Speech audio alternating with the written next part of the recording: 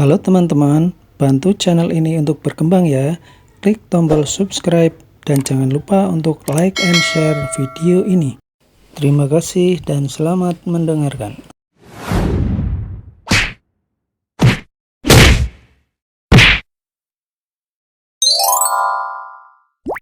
Bab 461. Satu pertunjukan langsung menggemparkan satu ruangan. Sedangkan untuk ketukan 7/8, not 1/3, kamu langsung melempatinya. Meski kamu bergantung dengan gerakanmu yang tampak sangat mahir itu untuk menutupi kesalahanmu, orang yang sungguh memahami piano bisa menyadarinya. Selesai bicara, Chloe langsung berteriak keras. Valentino, kamu tidak perlu pura-pura lagi di sini. Memangnya apa yang kamu katakan itu pasti benar. Para penonton lainnya juga terus menyalahkan Valentino. Mereka mengatakan kalau Valentino hanyalah orang yang sok hebat. Mereka saja tidak ada yang menyadari ada yang salah. Bahkan Angel juga mengernyit karena berdasarkan pengalamannya, dia tidak menyadari adanya kesalahan seperti yang dikatakan Valentino. Ketika para penonton sedang menyalahkan Valentino, Master Moffat memandang Valentino cukup lama, lalu mengangkat kedua tangannya untuk menghentikan umpatan para penonton. Yang kamu katakan tadi memang benar. Ucapan Moffat sangat mengejutkan orang-orang hingga banyak yang langsung tercengang. Apa? Master Moffat bilang kalau apa yang dikatakan Valentino itu benar. Valentino juga menatap Moffat dengan kaget. Dia bisa mengakui kesalahannya begitu saja juga merupakan hal yang sulit baginya. Awalnya aku mengira bisa menutupi kesalahanku dan bisa membawakan konser yang sempurna bagi para penonton. Tidak kusangka ada yang menyadari kesalahanku. Aku minta maaf. Moffat membungkukkan badannya ke arah para penonton. Setelah itu, tidak ada suara umpatan lagi. Seluruh ruangan itu berubah menjadi sangat senyap. Sebelumnya, para penonton masih menganggap bahwa mereka lebih paham piano dibanding Valentino dan terus mengumpatinya. Pada akhirnya, di antara sekian banyak penonton, hanya ada Valentino seorang yang menyadari kesalahan itu. Hal ini membuat wajah orang-orang itu memucat. Umpatan-umpatan yang tadinya dilontarkan kepada Valentino, kini malah menjadi tamparan keras bagi mereka. Valentino, ternyata kamu paham. Angel juga menatap Valentino dengan kaget.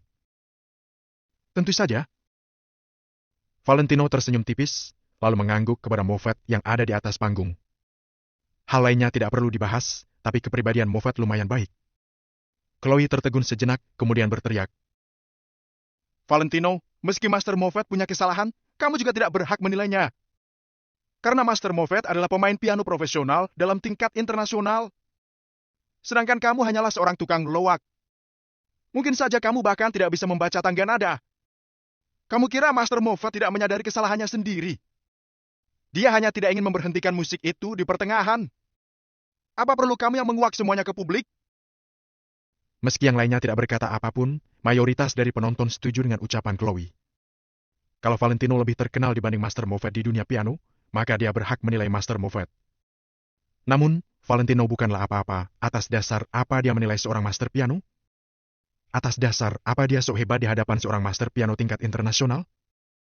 Valentino mengernyit, kemudian berkata, bagaimana kamu bisa tahu kalau aku tidak paham? Chloe menunjuk ke arah panggung, lalu berteriak. Kamu paham, kok? Kalau kamu paham, coba aja mainkan sebuah musik. Aku ingin tahu apakah kamu paham apa itu ketukan 7/8. Valentino tidak perlu membuktikan apapun untukmu. Chloe, sebaiknya kamu jangan keterlaluan. Angel bangkit dan menatap Chloe dengan jengkel. Bukannya dia sangat hebat? Bukannya dia bilang kemampuan Master Moffat berada di bawah kemampuannya? Jangan omong saja, dong. Coba main satu lagu. Cibir Chloe. Para penonton lainnya juga ikut bersorak agar Valentino memainkan satu musik. Valentino belum sempat bereaksi, tapi Moffat juga sudah menundukkan kepalanya sedikit terhadap Valentino dan berkata, Tuan, kalau boleh, Tuan bisa naik ke panggung untuk memainkan satu musik. Aku akan sangat berterima kasih. Moffat memandang Valentino dengan tulus. Bagaimanapun, Valentino adalah orang pertama yang menyadari kesalahannya. Valentino, jangan menyetujuinya. Aku tahu kamu bisa main piano, tapi kalau kamu berlomba dengan Master Moffat, kamu hanya akan ditertawakan orang lain saja. Bisik Angel sambil mengerutkan alisnya. Awalnya Valentino tidak ingin naik ke panggung, tapi setelah mendengar ucapan Angel, Valentino jadi tidak ingin kalah dari Moffat. Bagaimanapun juga, Tidak ada orang yang ingin kalah dari orang lain di hadapan pasangan sendiri, kan? Apa kamu sangat tidak percaya pada suamimu? Ucap Valentino dengan pasrah. Aku sungguh seorang master piano. Selesai berkata, Valentino langsung berjalan menuju panggung. Kamu? Angel ingin menarik Valentino, tapi sayangnya gagal. Chloe tertawa dingin, sementara raut wajah Frederick juga tampak sinis. Semua penonton menatap Valentino dengan ekspresi mengejek. Valentino memang menyadari kesalahan Moffat, tapi itu hanya menandakan kamu mengerti piano saja. Namun, kalau kamu ingin membuktikan kemampuanmu di hadapan Master Moffat, itu sungguh merupakan lelucon yang sangat konyol. Moffat tersenyum tipis, lalu mengulurkan tangannya sambil berkata, Silakan, Tuan Valentino. Sebagai seorang master piano tingkat internasional, dia sangat percaya diri dengan kemampuannya. Valentino berjalan naik ke panggung tanpa segan, lalu duduk di hadapan piano putih itu. Valentino menyapukan jari tangannya yang sangat lentik ke tuts piano. Dia tersenyum penuh percaya diri dan merasa sangat rindu dengan piano. Keluarga Wijaya di kota Kamar adalah tempat yang membuatnya sedih.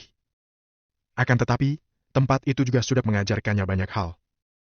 Entah ada berapa master tingkat internasional dari berbagai macam bidang yang dipekerjakan oleh keluarga Wijaya untuk mengajari anak dan cucu keluarga Wijaya.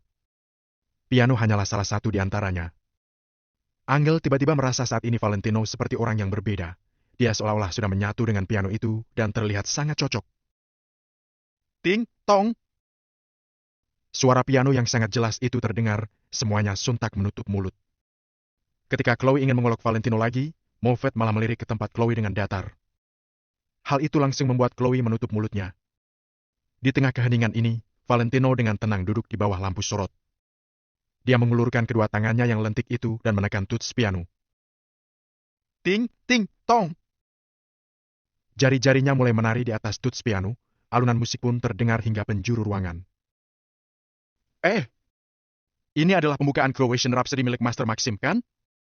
Benar. Musik ini adalah Croatian Rhapsody, tempo musik ini sangat cepat, kan? Benar, tempo musik ini sangat cepat. Musik ini memiliki tensi yang sangat tinggi. Kalau tidak mempunyai pengalaman di atas 5 tahun, siapapun tidak akan bisa memainkannya. Moffat juga mengernyit. Valentino langsung memilih lagu secepat dan sesulit ini begitu naik panggung. Apakah Valentino berniat membuktikan diri kepadanya? Tentu saja Moffat juga bisa memainkan musik ini, tapi dia sangat jarang memainkan musik secepat ini ketika sedang konser karena sangat mudah melakukan kesalahan. Bisa-bisanya Valentino sepercaya diri ini. Si badut yang mendapat perhatian publik, Ci. Cibir Chloe tertawa dingin. Detik selanjutnya, jari-jari Valentino terangkat, lalu kembali menekan tuts piano. Alunan musik pun terdengar hingga penjuru ruangan. Selesai memainkan ketukan ke-8 set pertama, para penonton langsung terkesima. Selesai memainkan ketukan ke-8 set kedua, para penonton membelalakan mata. Selesai memainkan ketukan ke-8 set ketiga, para penonton tidak bisa berkata-kata. Ketika jari-jari Valentino terus menari di atas tuts piano selama puluhan detik, para penonton seketika hening. Di dalam ruangan itu hanya terdengar suara alunan piano yang dimainkan Valentino. Astaga! Astaga! Ada seseorang yang berteriak heboh. Ini. Jangan bicara dulu. Aku ingin menikmatinya.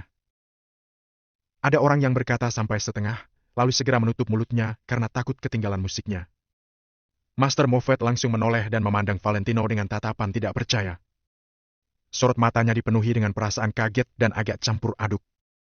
Chloe, Angel, termasuk Frederick, kini tampak sangat tercengang. Melodi ini, irama ini, alunan piano ini, nada yang terdengar sangat harmonis, ditambah dengan musik yang memiliki tensi setinggi itu.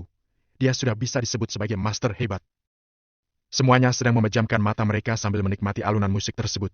Bahkan ada yang sampai lupa bernapas. Valentino sungguh mengejutkan semua orang. Bab 462, mewarisi semuanya di umur 9 tahun. Pada saat ini, Valentino memejamkan matanya perlahan, tidak melihat tuts sama sekali. Jari-jarinya yang ramping tidak berhenti menari di atas piano. 52 tuts putih, ditambah 36 tuts hitam, menyatu dalam sebuah piano.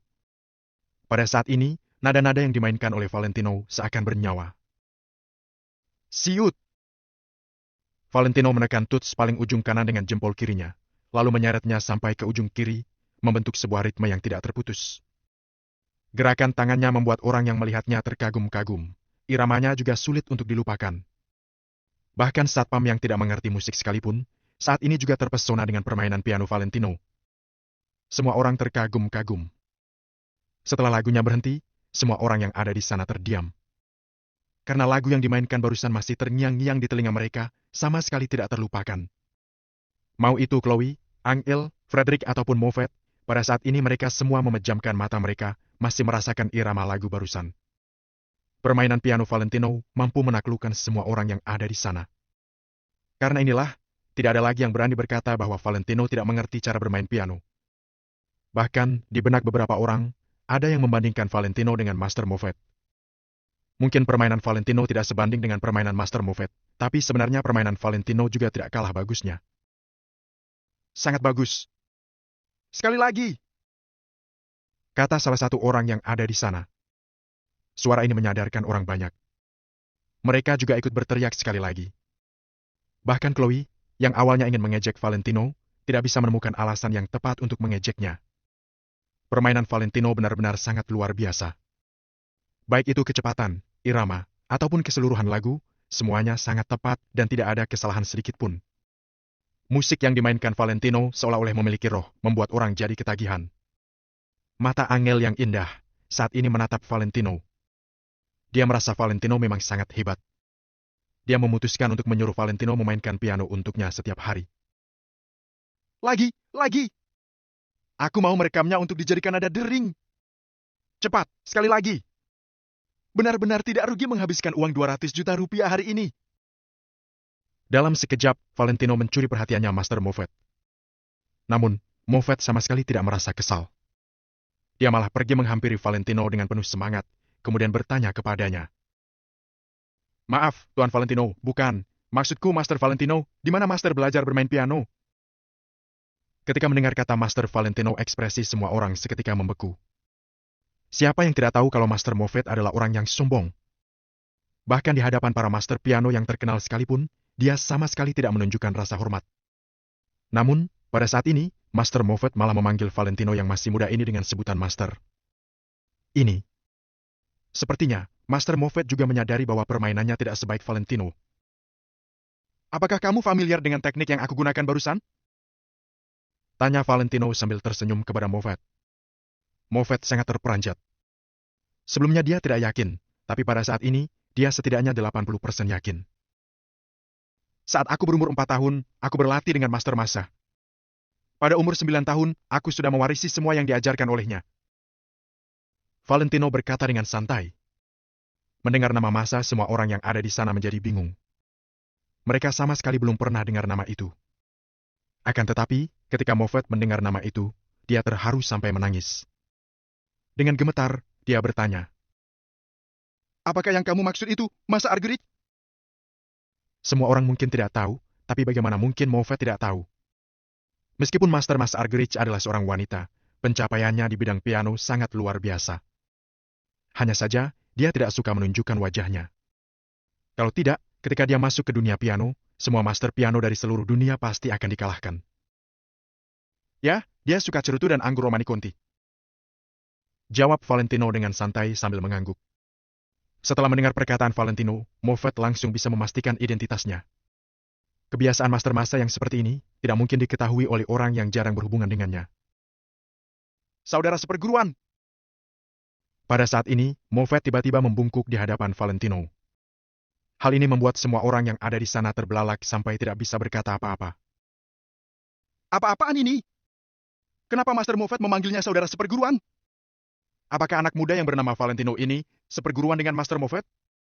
Esti? Tapi Master Moffat sudah berumur 32 tahun, sedangkan Valentino baru berumur 20-an. Bagaimana mungkin mereka bisa seperguruan?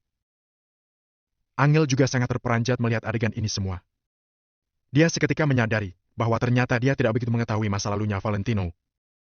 Bahkan, dia bisa dibilang sama sekali tidak tahu. Moffat tidak peduli dengan pandangan orang sekitar.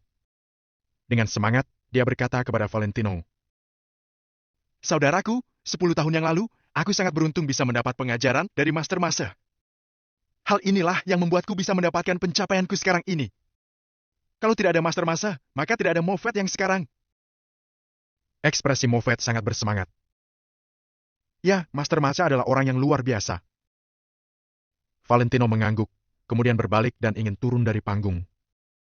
Dia sebenarnya tidak begitu ingin berhubungan dengan Master Moffat ini. Saudaraku, kenapa kamu tidak masuk ke dunia piano saja? Sangat disayangkan, tidak ada orang sepertimu di dunia piano. Moffat segera menghentikan Valentino. Aku tidak tertarik di bidang ini. Valentino menjawab tanpa membalikkan kepalanya. Saudaraku, kamu harus tahu, jika dilihat dari kemampuanmu, kamu bisa mendapatkan penghargaan, uang, kehormatan, dan bahkan kedudukan dengan sangat mudah. Moffat masih merasa tidak rela dengan jawaban Valentino. Aku sebenarnya hanya ingin mempersembahkan permainan pianoku kepada dia saja. Valentino tersenyum sambil mengulurkan tangannya kepada Angel yang berada di bawah panggung. Angel sangat terkejut, wajahnya seketika memerah karena malu. Pada saat ini, semua wanita yang berada di sana dengan iri menatap ke arah Angel. Rela memainkan piano hanya untuknya, apakah ada cinta yang sedalam ini? Valentino dengan lembut memegang tangan Angel, kemudian mereka berdua berjalan keluar. Pertunjukan piano hari ini sudah tidak perlu dilanjutkan lagi.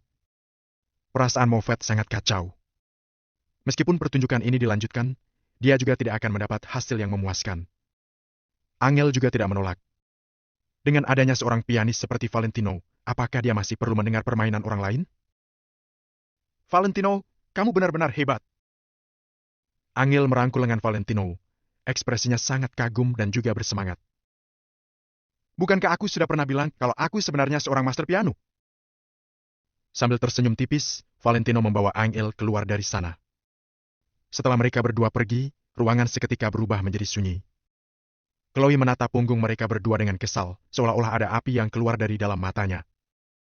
Setelah berkali-kali bertengkar dan ditekan oleh Valentino, Chloe sama sekali tidak menyerah, emosinya malah semakin meluap.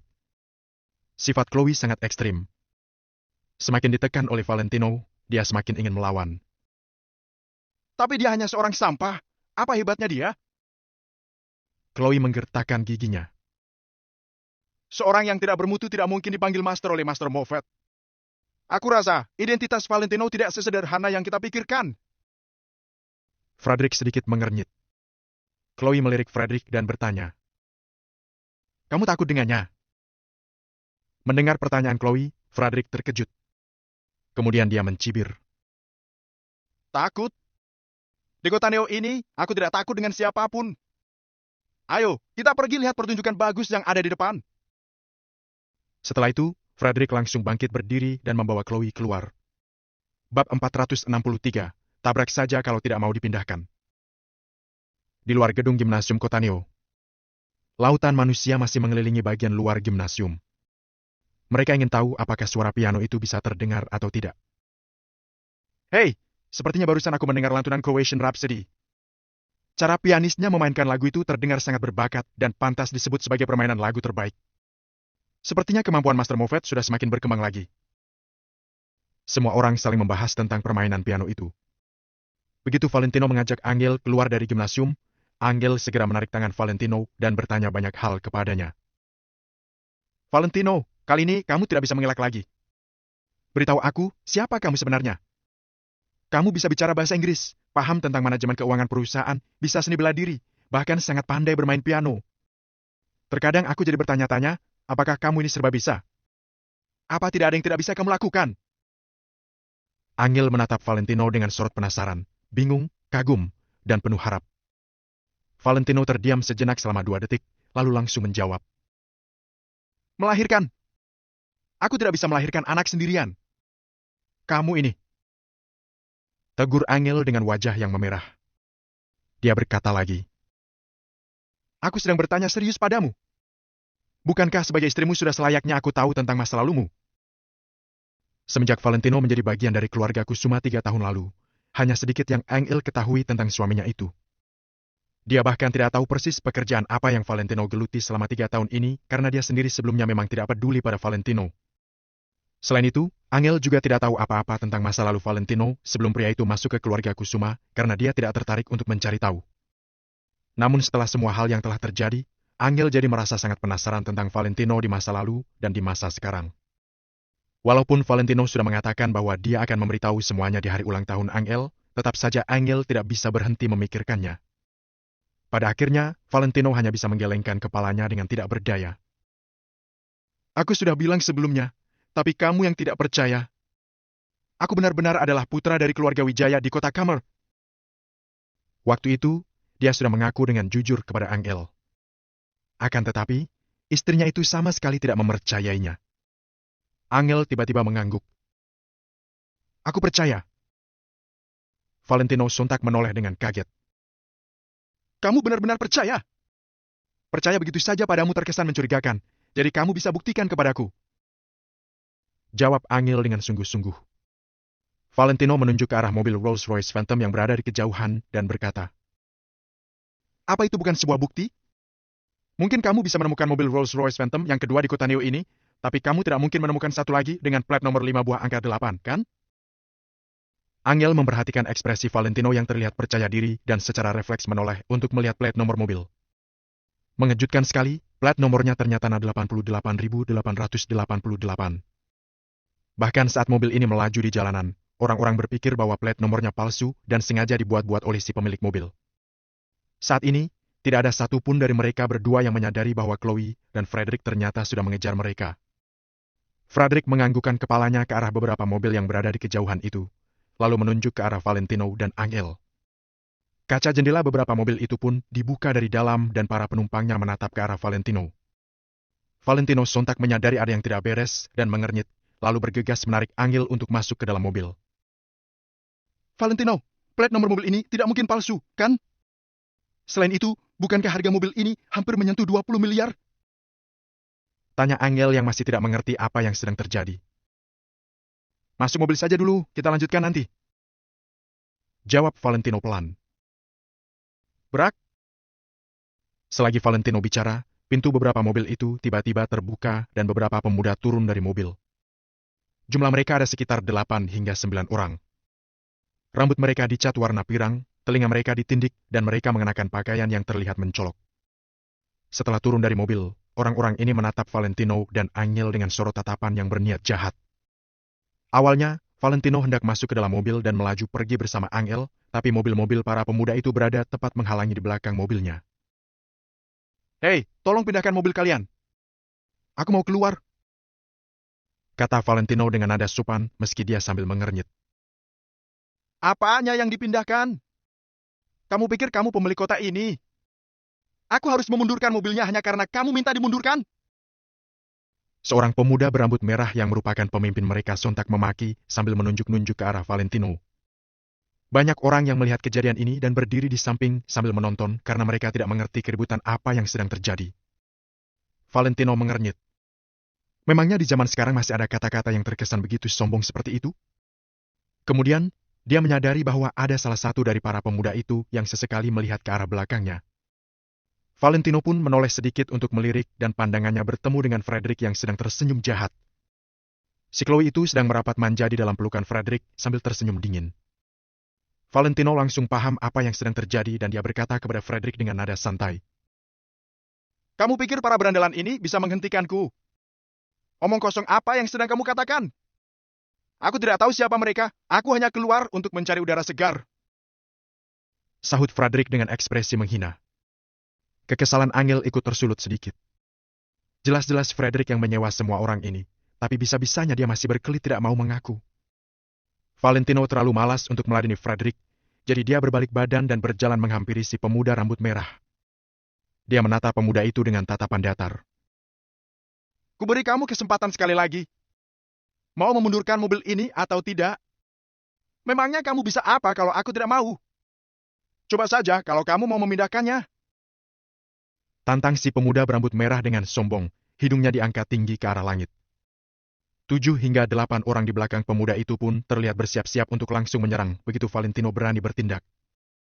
Semua orang yang ada di sekitar mereka menonton kejadian ini dengan ekspresi tertarik. Mereka tidak menganggap situasi ini sebagai masalah yang besar. Kurasa aku hanya akan buang-buang waktu kalau harus menghajar para pecundang seperti kalian. Sahut Valentino, lalu dia berbalik badan dan berjalan menuju Rolls-Royce miliknya. Para penonton sontak tertawa mengejek. Mereka pikir Valentino akan langsung bergerak, siapa sangka ternyata pria itu begitu penakut. Hei! Siapa yang kamu sebut pecundang? Maki si pemuda berambut merah. Akan tetapi, Valentino mengabaikan mereka. Dia mengajak Angel untuk masuk ke dalam mobil, lalu segera menyalakan mobilnya. Valentino, kamu mau apa? Tanya Angel, sedikit perasaan gelisah merayapi hatinya saat melihat raut wajah Valentino yang serius. Valentino menjulurkan tangannya untuk memindahkan kopling dan berkata, "Kencangkan sabuk pengamanmu." Vroom. Mesin mobil itu pun menyala dan meraung dengan keras. Asap hitam mengepul keluar dari knalpot dan bodi mobil bergetar hebat seolah-olah ia adalah seekor harimau yang siap menerkam. Kiit. Detik berikutnya, Valentino melepaskan rem dan menginjak gas selayaknya seorang pembalap profesional. Mobil segera bergerak. Rodanya terus berputar di tanah untuk mengumpulkan momentum yang kuat. Brak! Dalam jarak yang pendek, mobil Rolls-Royce itu tiba-tiba bergerak mundur dan menabrak semua mobil di belakangnya dengan kencang. Lempengan besi yang menyusun bagian bagasi mobil Rolls-Royce Phantom itu langsung hancur. Akan tetapi, mobil-mobil di belakangnya lebih ringsek. Pintu-pintu mobilnya langsung rusak dan hancur, bahkan sampai melesak ke tempat duduk pengemudi. Sialan! Bangsat! 8 hingga 9 orang pemuda itu langsung mengumpat kaget sementara orang-orang yang menonton di sekitar sontak membelalakan mata mereka lebar-lebar. Kenapa tiba-tiba main ditabrak? Ratusan ribu mobil memang tidak jadi masalah, tapi yang Valentino kemudikan itu adalah sebuah mobil Rolls-Royce Phantom. Apa dia tidak takut mengeluarkan uang yang banyak untuk memperbaiki mobilnya? Setidaknya, para pemuda itu tidak mendapati adanya ekspresi susah hati di wajah Valentino. Valentino mendorong dua mobil sekaligus, lalu memindahkan koplingnya lagi dan mobil pun bergerak maju. Sekali lagi, Valentino mengumpulkan momentum dan menabrakkan mobilnya ke mobil-mobil di belakangnya.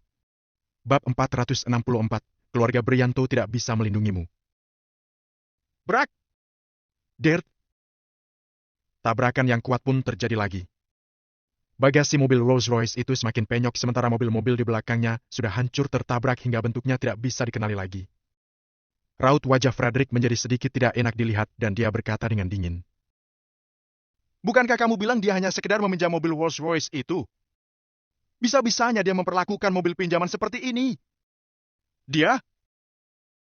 Chloe juga sebenarnya merasa terkejut, tapi dia menggertakkan giginya dan berkata, Valentino pasti meminjamnya. Bahkan keluarga Kusuma saja tidak akan sanggup membeli mobil semahal ini. Jadi apa yang bisa dibeli oleh seorang menantu yang menumpang hidup sepertinya? Apa pemilik asli mobilnya tidak akan marah melihat Valentino memperlakukan mobilnya seperti ini? Tanya Frederick sambil mengernyit. Jika mobil ini benar-benar milik Valentino, itu berarti dia harus mempertimbangkan dengan baik apakah dia memang mau melawan Valentino atau tidak. Valentino itu hanya sedang sok dan berpura-pura hebat di depan Angel. Entah bagaimana dia akan berlutut meminta maaf kepada si pemilik mobil sehabis kejadian ini. Sahut Chloe sambil pura-pura memasang ekspresi yang menghina. Brak! Valentino menabrakkan mobilnya kembali dan mobil-mobil di belakangnya segera terdorong menjauh. Dengan wajah yang tanpa ekspresi, Valentino lanjut memundurkan mobilnya dan hendak melaju pergi. Semua orang yang menonton kejadian ini terlihat termangu dengan bodoh. Bukankah tindakan Valentino itu sangat membuang-buang uang?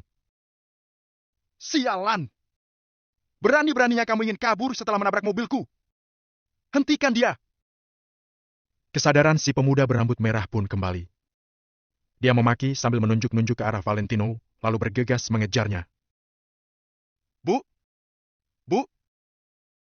Para pemuda sisanya bergegas membuka bagasi mobil tanpa basa-basi dan mengeluarkan beberapa senjata. Ada pipa besi dan ada juga nuncaku. Kelihatannya para pemuda ini sudah terbiasa berkelahi. Bu! Salah seorang pemuda yang lain mengambil batu bata dan melemparkannya telak ke arah kaca depan mobil Valentino. Krak! Retakan yang menyebar seperti jaring laba-laba pun muncul di kaca depan mobil Rolls-Royce itu. Raut wajah Valentino sontak menjadi sedikit lebih serius dan dia hendak langsung turun dari mobil. Dia tidak ingin berkelahi dengan orang-orang ini karena tidak mau Angel sampai terlibat, tapi mereka semakin lama semakin menginjak batas kesabarannya. Bu! Salah seorang pemuda yang lain mengayunkan pipa besinya dan menghantamkannya tepat ke kaca jendela mobil pengemudi.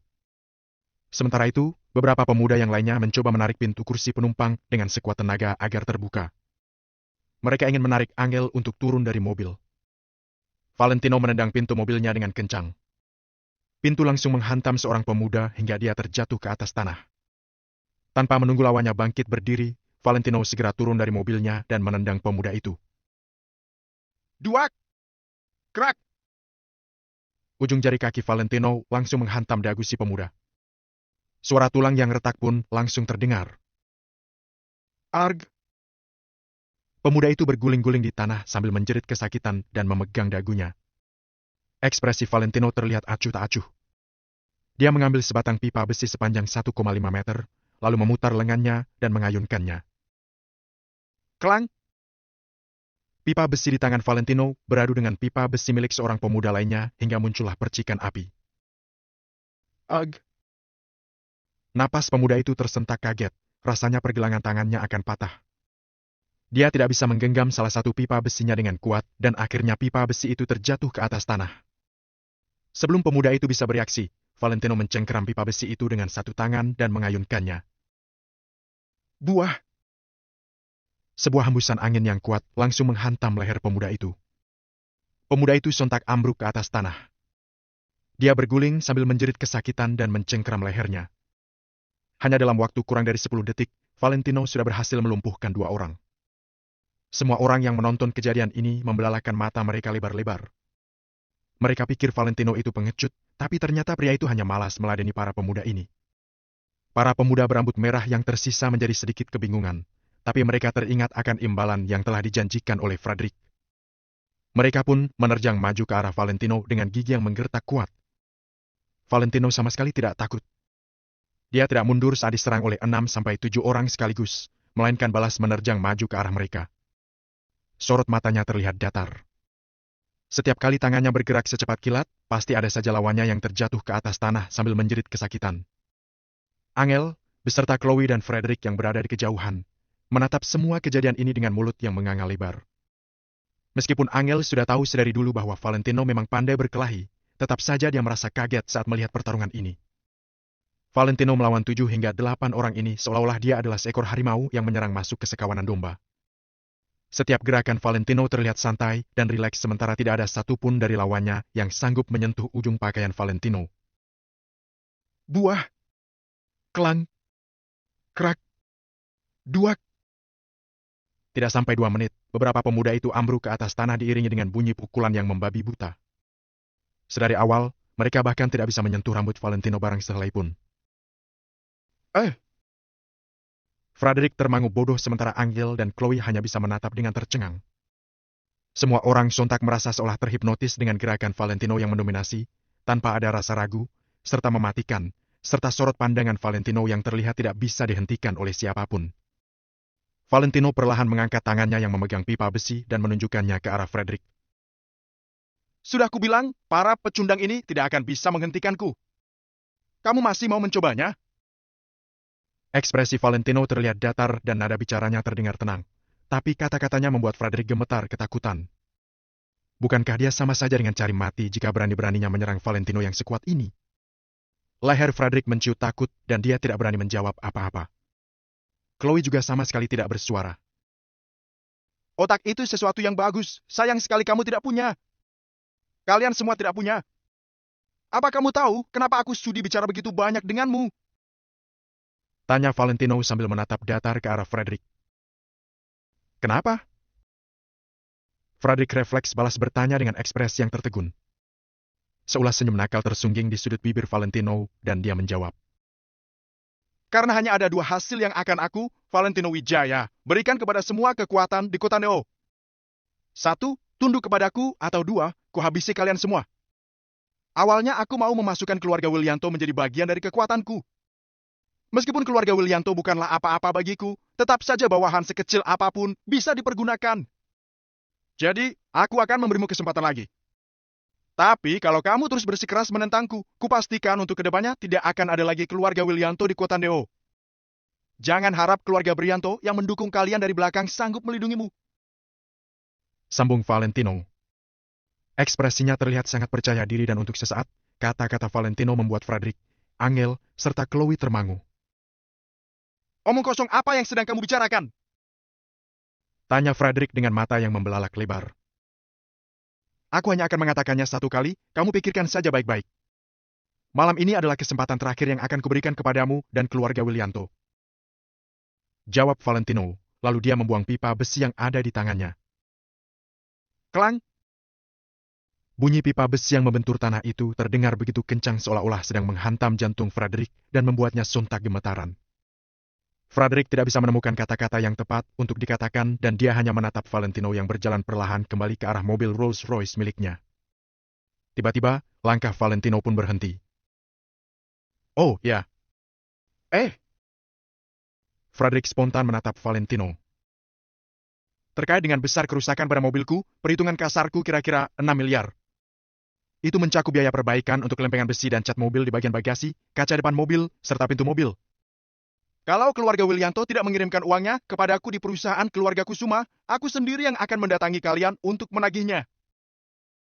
Kata Valentino, lalu dia naik ke dalam mobilnya dan melaju menjauh bersama Angel. Frederick hanya bisa menatap Valentino yang melaju pergi dengan tatapan tertegun. Beberapa saat kemudian, amarahnya tiba-tiba meledak dan dia menendang sebuah tong sampah di sampingnya hingga terlempar beberapa meter jauhnya. Aku yang bayar ganti ruginya! Dasar keparat! Maki Frederick, dia merasa sangat marah hingga tubuhnya gemetaran. Padahal, hanya sedikit sekali orang yang berani menentang dirinya. Bagaimanapun juga, dia adalah putra tunggal keluarga Willianto di Kota Nio. Dia didukung oleh keluarga Willianto dan bahkan di atas mereka masih ada keluarga Brianto dari Kota Nio. Frederick bukanlah orang yang bisa diremehkan di Kota Nio. Bab 465, mati atau berkhianat. Bagaimana bisa dia diam saja ketika melihat Valentino, si menantu yang masih tinggal menumpang di rumah mertua ini bersikap arogan di depannya. Aku akan menghabisinya dengan cara apapun! Frederick menggertakkan giginya. Sorot matanya terlihat penuh amarah. Frederick. Chloe menarik Frederick. Lepaskan! Frederick tiba-tiba membalikkan badan, kemudian menampar Chloe. Chloe menutupi wajahnya sambil terdiam sejenak. Setelah itu, dia menarik lengan Frederick kembali. Aku butuh semua informasi tentang Valentino dan Angel. Aku tidak akan melepaskan mereka berdua begitu saja. Kali ini Frederick benar-benar marah. Dia berbicara sambil menggertakkan giginya. Nanti aku akan menghubungi Tuan Muda Louis. Baiklah, aku akan membantumu mencari tahu. Meskipun Chloe baru saja ditampar, tetapi saat ini wajahnya terlihat senang. Akhirnya Frederick marah juga. Kalau sampai dia mengerahkan seluruh kekuatannya, maka Valentino dan Angel akan dibuat menderita. Mau bagaimanapun, keluarga Willianto juga sama kuatnya. Ditambah lagi latar belakang keluarga Brianto. Jangankan Angel, seluruh keluarganya pun dapat dia bunuh dengan mudah. Begitu Valentino dan Angel sampai di pekarangan rumah, mereka bertemu dengan Mary yang baru saja kembali sehabis bermain kartu. Di mana mobil kalian? Mary bertanya sambil mengernyitkan alisnya. Mary baru saja melihat Valentino dan Angel pulang ke rumah dengan menaiki taksi. Angel pun menjelaskan. Ma, mobil kami rusak. Kami baru saja membawanya ke showroom mobil untuk diperbaiki. Hehe, Rolls-Royce bisa rusak secepat itu. Sebenarnya mobil itu benar-benar rusak atau kalian kembalikan kepada pemiliknya? Mary mendesak sambil melirik Valentino. Ya ampun, Ma, kami benar-benar membawanya untuk diperbaiki setelah mengalami tabrakan. Angel tahu kalau Mary sedang mencoba mendesak Valentino, oleh karena itu dia menarik Mary dengan cepat. Aku sungguh berharap kalau mobil itu benar-benar rusak. Lagi pula biaya sewa mobil sekarang sangat mahal. Mary sedikit memanyunkan bibirnya. Ma? Bukankah Bentley Malsen yang Papa gunakan setiap hari itu milik Valentino? Angel sedikit tidak bisa berkata-kata. Setelah terdiam sejenak, Mary pun menjawab. Bukan masalah mobil siapa, tapi berapa banyak uang yang harus dikeluarkan untuk menyewa mobil dalam sehari. Setelah mengatakan hal tersebut, Mary pun langsung naik ke lantai atas tanpa menunggu keduanya memberikan penjelasan. Angel menggelengkan kepalanya dengan pasrah sambil melihat Valentino dengan tatapan bersalah. Tidak apa-apa, dia pasti akan mengetahui semuanya. Valentino malah tidak memedulikannya sama sekali. Dia sudah menahan diri selama 3 tahun, lalu setengah bulan terakhir ini disebut apa? Di rumah. Setelah selesai berbicara dengan Valentino, Angel pun kembali ke kamar dengan berhati-hati sambil diawasi Mary. Valentino, ingat ya, kalau sampai malam ini aku keluar ternyata kamu tidak tidur di ruang tengah, maka kemasi barang-barangmu dan pergi dari sini. Setelah Mary mengatakannya dengan terus terang, dia pun masuk ke kamar dengan membanting pintu. Apakah kamu tidak merasa kalau sikapmu terhadap Valentino sedikit berlebihan? Bahkan kamu memalingkan wajahmu lebih cepat daripada kamu membalikan buku. David sudah tidak mampu menahannya lagi. Mary membelalakan matanya, kemudian dia berbicara sambil menunjuk hidungnya. Aku berlebihan. Aku berlebihan terhadap Valentino. Kalau saja dia tidak bergantung di sini, sekarang Angel pasti sudah menjadi nyonya di keluarga Wijaya, tahu? Apakah Angel menyetujui hal ini? Angel yang meminta Valentino untuk tinggal di sini. David menjawabnya dengan tegas. Ah, dasar sampah. Bukankah belakangan ini aku bersikap baik terhadapmu? Mengapa kamu berani membantahku? Dalam sekejap, Mary pun mulai memaki. Valentino yang berada di ruang tengah dapat mendengar pertengkaran antara Mary dan David di dalam kamar. Ah! Valentino menggelengkan kepalanya pelan. Setelah itu dia langsung menelpon Danu. Halo, Kak Valentino. Danu mengangkat teleponnya dengan cepat. Bagaimana dengan villa itu? Mama dan adikmu puas, kan?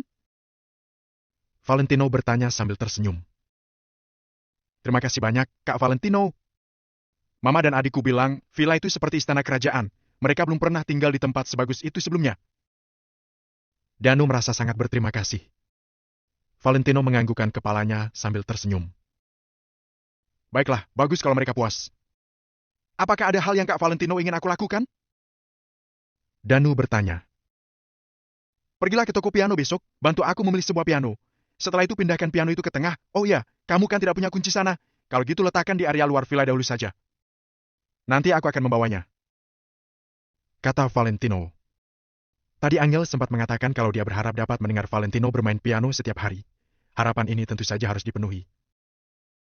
Baiklah, aku mengerti. Danu menganggukkan kepalanya.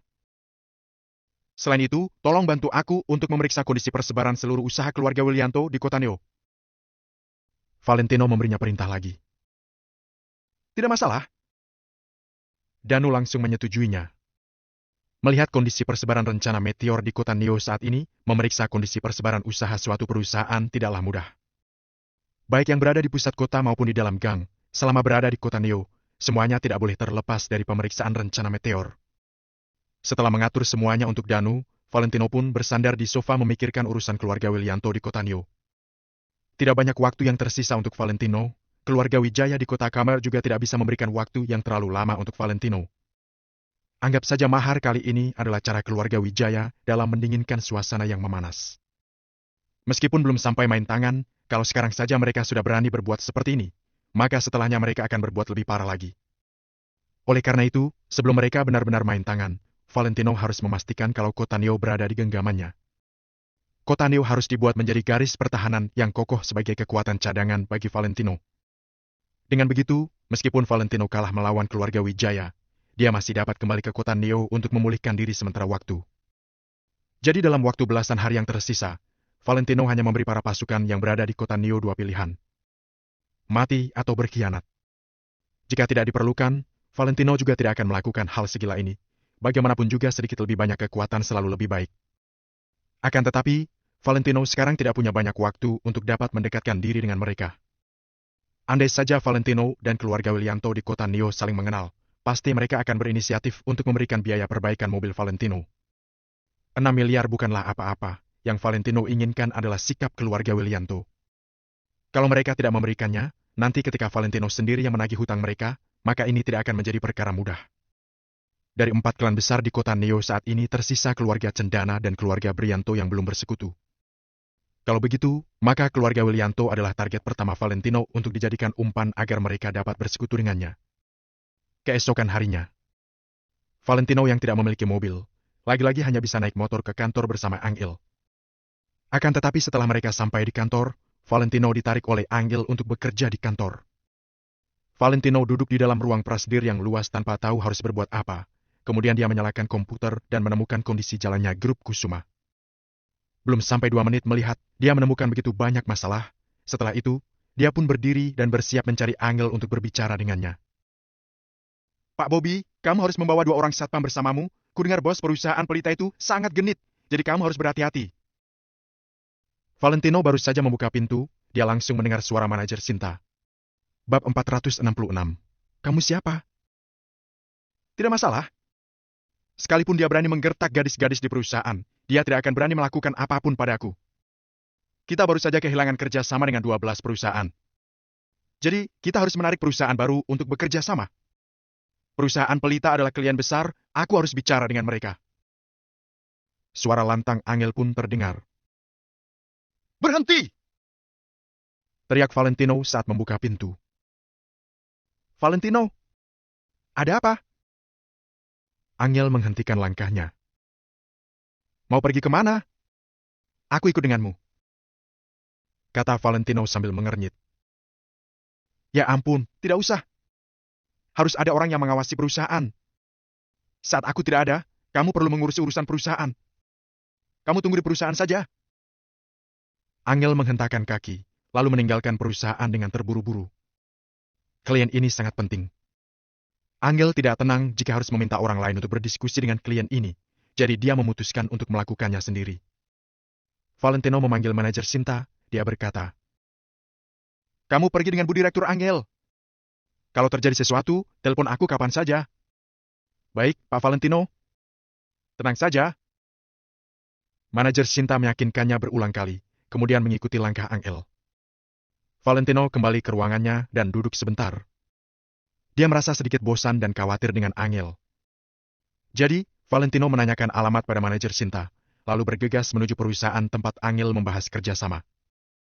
Perusahaan pelita di kota Neo tidak ada apa-apanya jika dibandingkan dengan perusahaan besar seperti Grup Lucky atau Grup Green Forest milik keluarga Cendana. Akan tetapi, di industri bahan konstruksi tempat tinggal di kota Neo, perusahaan pelita cukup terkenal dan bisa dipastikan masuk dalam 10 besar. Dengar-dengar, perusahaan pelita juga didukung oleh Grup Lucky. Ada juga rumor yang mengatakan bahwa perusahaan pelita adalah anak perusahaan Grup Lucky. Akan tetapi, belum ada orang yang membuktikan hal ini. Angel melihat Rudy Wisata, penanggung jawab perusahaan pelita. Jadi Angel masuk ke dalam ruangan untuk berbincang dengannya. Manajer Sinta awalnya juga ingin masuk, tapi 2 orang satpam menghentikannya di luar. Rudy berusia sekitar 30-an tahun. Dia memiliki penampilan yang berwibawa, tapi caranya memandang orang lain membuat orang merasa sedikit tidak nyaman. Khususnya ketika Rudy memandang Angel. Rudy seperti serigala kelaparan yang sedang melihat domba, dia tidak sabar untuk menelan Angel. Angel merasa sedikit tidak nyaman. Sikap Rudy benar-benar sama seperti rumor yang beredar, dia penuh dengan nafsu. Akan tetapi, Grup Kusuma baru saja kehilangan kerjasama dengan 12 perusahaan. Saat ini, mereka harus memiliki mitra baru. Angel terpaksa menahan rasa tidak nyaman yang ada di dalam hatinya dan terus berdiskusi dengan Rudy. "Direktur Rudy, kerjasama ini menguntungkan untuk kedua belah pihak. Kalau kita bisa bekerja sama, kedua perusahaan akan mendapatkan keuntungan dari kerjasama ini. Direktur Rudy bisa mempertimbangkannya." Setelah Angel selesai mengutarakan pikirannya, dia menyodorkan surat pernyataan kerjasama ke hadapan Rudy. Akan tetapi, Rudy seperti tidak mendengarkannya. Matanya memandang Angel lekat-lekat, seolah akan memangsanya. Angel yang mengenakan jas profesional yang dipadukan dengan stoking berwarna hitam pun merasakan gejolak di dalam hati yang tak terhitung jumlahnya saat melihat Rudy. "Direktur Rudy?" panggil Angel sambil sedikit mengernyit. "Ya? Haha. Kalau ingin membicarakan kerjasama, Bu Direktur Angel tidak perlu repot-repot seperti ini." Rudy terkekeh. Dia bangkit berdiri untuk menuangkan segelas air dan menyodorkannya ke hadapan Angel. Angel mengucapkan terima kasih. Dia mengulurkan tangan dan mengambilnya. Rudy menggunakan kesempatan ini untuk menyentuh telapak tangan Angel, tapi Angel menghindar. Kesuraman melintas di mata Rudy. Dia perlahan-lahan bangkit berdiri dan mendekati Angel. Rudy mengulurkan tangan dan meletakkannya di bahu Angel. Wush! Angel tiba-tiba berdiri. Dia menghempaskan lengan Rudy, lalu memandang Rudy dengan dingin dan berkata, "Direktur Rudy, tolong tunjukkan rasa hormatmu. Kamu harus tahu, keluarga Kusuma bukan keluarga yang bisa kamu singgung begitu saja." "Haha. Keluarga Kusuma? Mana yang lebih hebat, keluarga Kusuma atau keluarga Lucky?" Rudy sama sekali tidak takut. Angel tertegun ketika mendengar hal itu. Meskipun keluarga Kusuma dan keluarga Lucky termasuk dalam 4 keluarga besar di kota Neo, tapi keluarga Kusuma berada di posisi terbawah. Kalau bukan karena fondasi yang diciptakan Tuan Besar Kusuma, keluarga Kusuma mungkin tidak akan masuk dalam jajaran 4 keluarga besar. Ketika melihat ekspresi Angel yang berubah, Rudy mencibir. Kamu harus tahu bahwa ayahku bekerja di grup laki. Dia adalah pemegang 7% saham di sana. Perusahaan Pelita termasuk dalam anak perusahaan grup laki. Kalau kamu bekerja sama denganku, mungkin kamu juga bisa bekerja sama dengan grup laki ke depannya. Hati Angel tergerak. Meskipun grup Kusuma sudah bekerja sama dengan Maple Rain Real Estate saat ini, tapi performanya biasa-biasa saja. Kalau grup Kusuma bisa menjalin kerja sama dengan grup laki, hal ini pasti akan meningkatkan kekuatan perusahaan. Katakan saja permintaanmu. Ujar Angel dengan lembut. Sangat sederhana. Selama Nona Angel menemaniku menghadiri pesta malam ini, semuanya bisa dibicarakan. Rudy terkekeh. Dia mengulurkan tangan dan ingin membelai rambut Angel yang panjang. Aku tidak punya waktu malam ini. Angel menyingkirkan telapak tangan Rudy. Rudy tersenyum dan berkata, karena Nona Angel tidak tulus menanggapiku, maka aku rasa kerjasama ini sudah tidak perlu dibicarakan lagi. Hal yang paling dibutuhkan dalam kerjasama adalah ketulusan. Tanpa ketulusan, bagaimana kita bisa menjaga keberlangsungan kerjasama? Nona Angel silakan pergi saja. Rudy sengaja mempersulit Angel. Karena Rudy membahas kerjasama dengan Angel, dia tentu sudah menyelidiki kondisi grup Kusuma saat ini, termasuk masalah pemberhentian kerjasama dengan 12 perusahaan. Jadi, Rudy sangat paham bahwa Angel pasti sangat menginginkan kerjasama ini. Kalau tidak, Rudy pun tidak akan selancang ini. Angel menggertakkan giginya dan berkata, hanya menghadiri pesta? Tentu saja. Hanya menghadiri pesta. Kalau diperlukan, Nona Angel bisa menjadi partner dan saku. Kamu tidak perlu melakukan hal yang lainnya. Bagaimana? Temani aku ke pesta saja, lalu kita akan menandatangani kerjasama setelah kita kembali. Setelah itu, aku akan membantumu membangun relasi dengan grup laki. Rudy menatap Angel dengan mata berbinar. Selama Angel menyetujuinya, pada saatnya nanti, apapun yang akan dilakukan Rudy akan berada di luar kendali Angel. Nona Angel, hal ini tidak sulit kan? Hanya menghadiri pesta saja. Kamu juga bisa mengenal lebih banyak orang. Brak! Sebelum Rudy selesai berbicara, pintu ruangan langsung ditendang dengan kuat oleh seseorang. Menghadiri pesta apa? Pada saat yang sama, suara penuh amarah yang berat pun ikut terdengar. Rudy dan Angel tertegun seketika, lalu mereka menoleh ke arah pintu. Valentino yang wajahnya masam pun berjalan masuk. Manajer Sinta yang ada di belakangnya pun mengikutinya sambil gemetaran. Manajer Sinta buru-buru menjelaskan. Bu Direktur Angel, Pak Valentino memaksa untuk masuk. Saya tidak bisa menahannya. Aku mengerti. Angel menganggukkan kepalanya, lalu menatap Valentino dan berkata, apa yang kamu lakukan, Valentino?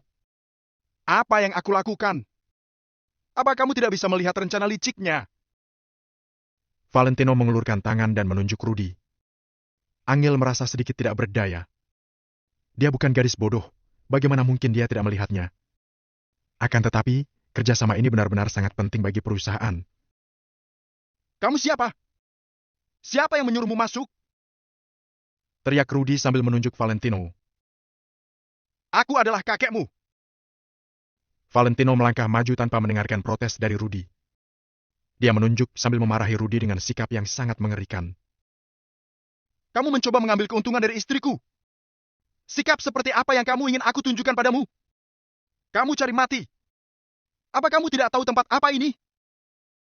Rudy menunjuk Valentino sambil memarahinya. Plak! Valentino malas untuk berbicara omong kosong dengan Rudy.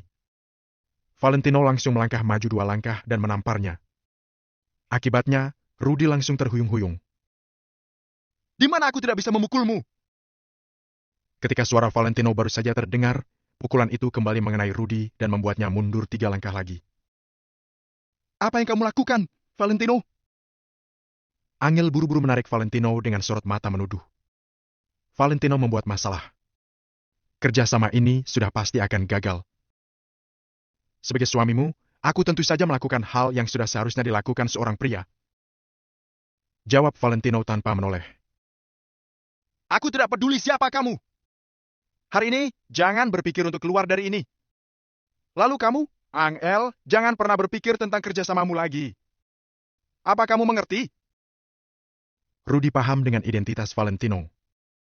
Jadi, Rudy menutup wajahnya dengan satu tangan dan mengeluarkan ponsel dengan tangan yang satunya lagi. Dia bersiap untuk melakukan panggilan. Akan tetapi, Valentino bahkan sama sekali tidak melihat ke arah Rudy. Dia menoleh dan berkata pada Angel, "Aku sudah berkali-kali mengatakan padamu, jangan memaksakan dirimu. Aku akan mengakuisisi perusahaan manapun yang kamu inginkan. Untuk apa masih membuang waktu dengan sampah sepertinya? Aku..." Angel sedikit tidak bisa berkata-kata ketika dihadapkan dengan perkataan Valentino yang mendominasi ini. "Hari ini, aku akan meyakinkanmu bahwa aku tidak sedang membual."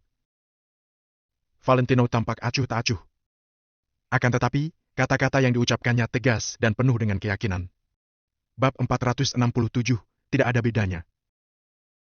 Selesai Valentino berbicara, tanpa menunggu jawaban Angel, dia langsung maju. Tangan kanannya terulur menangkap kerah baju Rudy, kemudian dia berkata, "Katakan, siapa bos besarmu?" "Aku tidak akan memukulmu, tapi jika harus dihajar, tidak hanya kamu yang kuhajar, bosmu juga akan kuhajar." Rudy melongo. Sambil menggertakkan gigi, dia berkata, "Ayahku bernama Doni Wisata, pemegang saham grup Laki. Perusahaan ini adalah cabang dari grup Laki. Apa kamu masih berani memukulku?" "Oh." Valentino tertegun.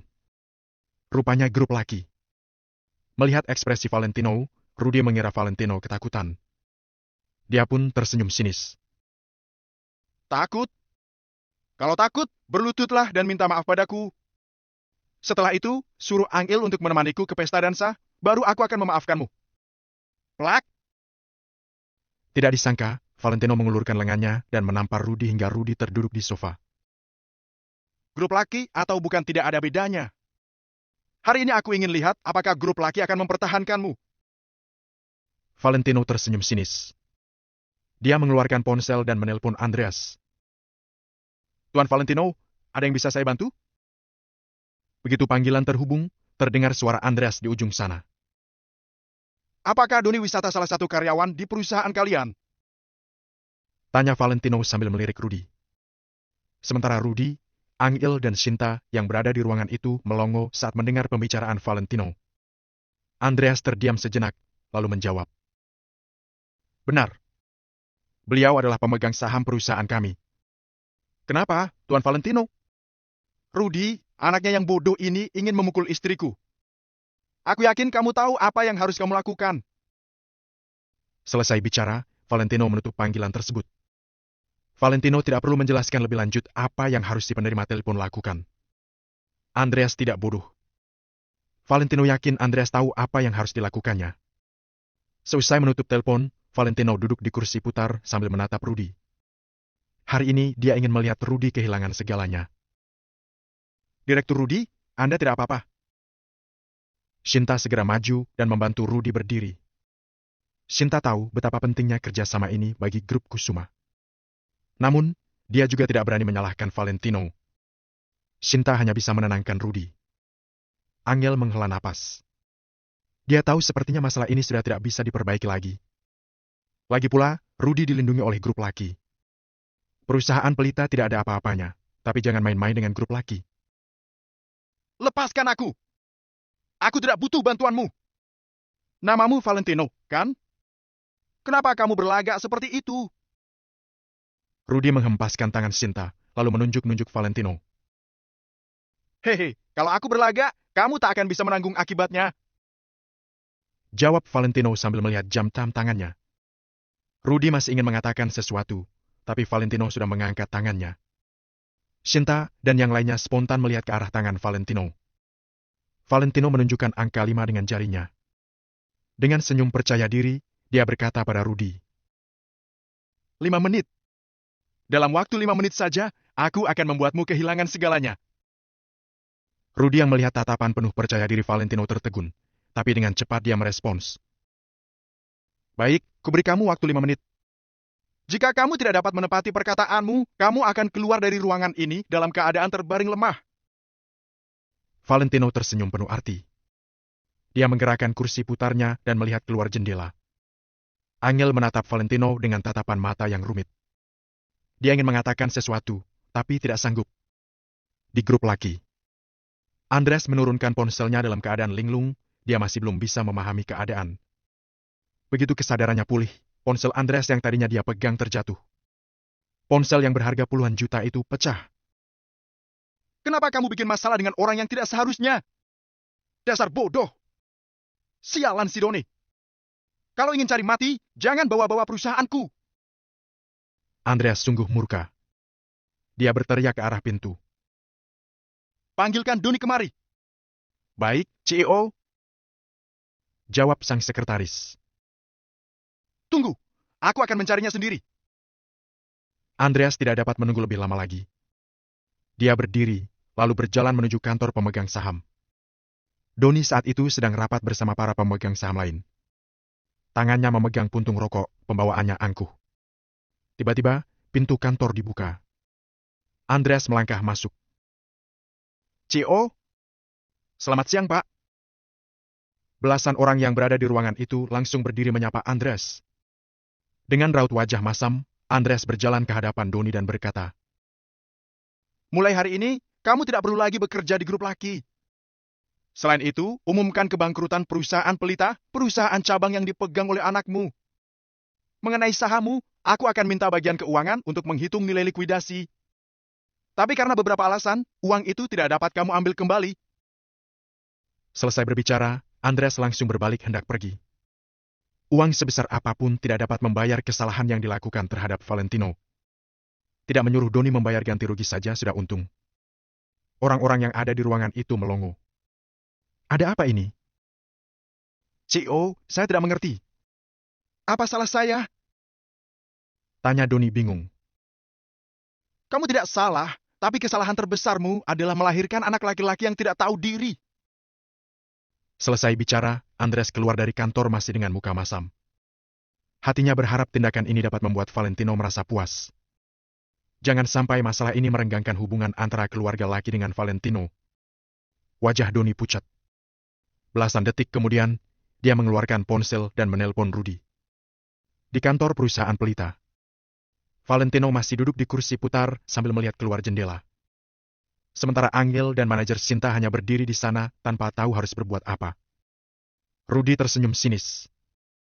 Dia meletakkan walkie-talkie-nya di atas meja.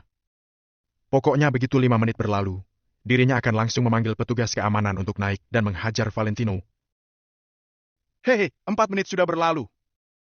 Apa yang akan kamu lakukan untuk membuatku kehilangan segalanya? Sebuah tong kosong tidak akan bisa menghancurkanku. Kata Rudy. Dia melihat penghitung waktu di ponselnya, lalu memandang Valentino dengan ekspresi arogan. Karena Valentino tidak menjawab, raut wajah Angel dan Sinta berubah panik. Sementara Rudy semakin yakin dirinya akan menang. Aku dengar kamu menantu menumpang di keluarga Kusuma. Orang tidak berguna sepertimu berani macam-macam denganku. Kalau sekarang kamu berlutut minta maaf serta memanggilku Tuan Rudy, aku hanya akan mematahkan salah satu kakimu. Kata Rudy sambil tersenyum dingin. Direktur Rudy, masalah ini bisa dibicarakan secara baik-baik. Tolong jangan gegabah. Bujuk manajer Sinta. Dibicarakan baik-baik?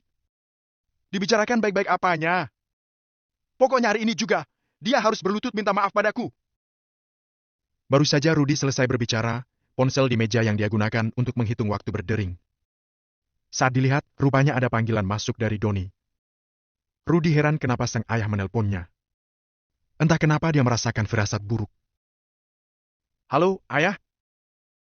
Sapa Rudy. Dasar anak tidak berbakti! Perbuatan jahat apa yang telah kamu lakukan? Terdengar suara Doni yang penuh kebencian dari ujung sana. Bab 468, tidak memiliki apa-apa. Kenapa ayah? Rudy langsung berdiri, jantungnya berdetak kencang. Dia pun menatap Valentino sekilas dengan tidak sadar. Sedangkan Angel dan manajer Sinta juga tercengang dan merasa sedikit terkejut saat melihat ekspresi Rudy. Lenyap? Semuanya lenyap. Sahamku telah lenyap, perusahaan pelita pun sudah lenyap. Kita sudah tidak punya apa-apa lagi. Apa kamu mengerti? Doni menghela nafas panjang. Dalam sekejap dia terlihat menjadi tua 10 tahun. Hati Rudy menegang, ponselnya pun jatuh di atas meja. Setelah itu, Rudy tampak seperti orang gila. Dengan cepat dia mengangkat telepon dan berteriak. Kenapa? Kenapa ini bisa terjadi, Ayah? Kamu masih bertanya padaku? Apa kamu tidak sadar kalau kamu telah menyinggung seseorang? Aku tidak peduli kamu mencari masalah dengan siapa. Yang pasti kamu harus segera berlutut dan meminta maaf kepada mereka agar bisa mendapatkan pengampunan dari mereka. Kalau tidak, mulai hari ini kamu harus tidur di samping jalanan. Doni menggertakkan giginya dan menutup telepon. Hanya Rudy yang tahu bahwa sesuatu yang bisa membuat Andreas sangat marah pasti bukanlah sesuatu yang begitu sederhana. Delisting saham dan pembubaran perusahaan hanyalah masalah kecil. Di balik semua itu pasti ada banyak cara untuk menghadapi mereka. Ada beberapa orang benar-benar tidak boleh disinggung. Sedikit pun tidak boleh. Bu? Rudy langsung ambruk di atas sofa dan menatap Valentino dengan ekspresi terkejut. Hati Rudy sangat tercengang, tatapan matanya penuh dengan ketakutan. Sebenarnya apa yang sudah dilakukan Valentino? Angel dan manajer Shinta merasa sedikit bingung dengan situasi sekarang. Mereka melihat ke arah Valentino dan kemudian melihat Rudy yang ketakutan. Wush! Valentino memutar kursi dan melirik Rudy sambil berdiri perlahan. Dia mengendurkan dasinya lalu berkata, "Sepertinya kamu sudah mendapatkan berita."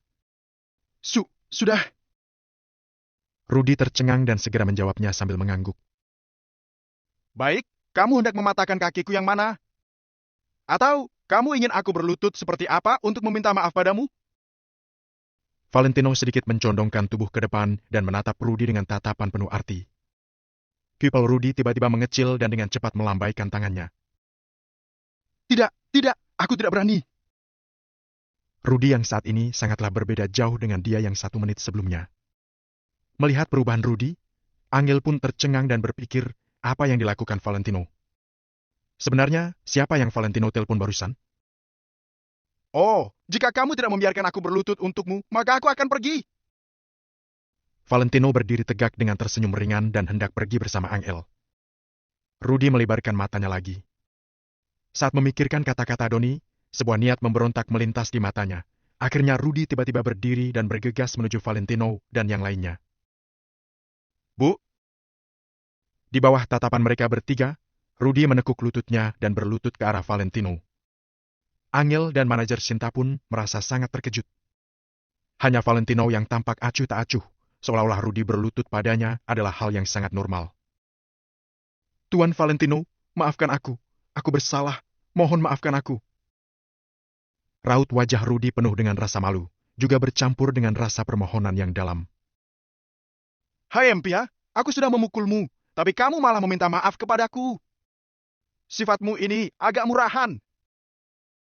Valentino tersenyum dingin. Rudy menggertakkan giginya dan menjawab dengan cepat. Ya, Tuan Valentino, aku murahan. Maafkan aku. Valentino menggelengkan kepalanya sedikit dan menghela nafas. Aku hanya pernah mendengar bahwa orang-orang mengubah sikap mereka lebih cepat daripada membalikan halaman buku, tetapi aku tidak menyangka bahwa kecepatan perubahan sikap si brengsek ini ternyata cukup cepat juga. Perkataan ini penuh dengan penghinaan.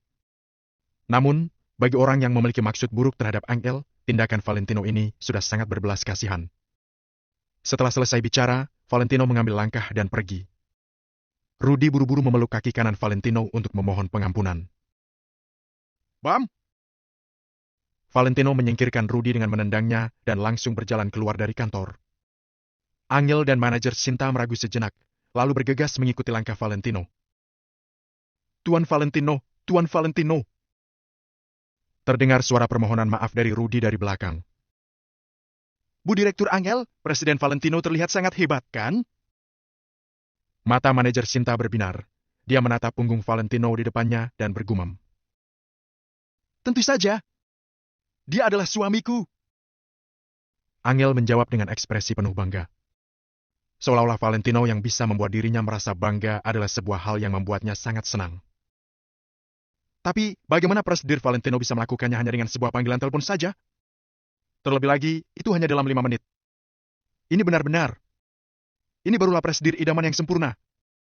Bahkan novel prosedur idaman yang sudah aku baca pun tidak bisa dibandingkan dengan prosedur Valentino. Kata manajer Shinta dari lubuk hatinya.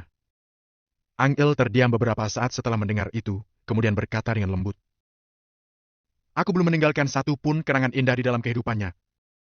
Justru, dia sudah meninggalkan sangat banyak kenangan indah di dalam kehidupanku yang tidak bisa aku lupakan.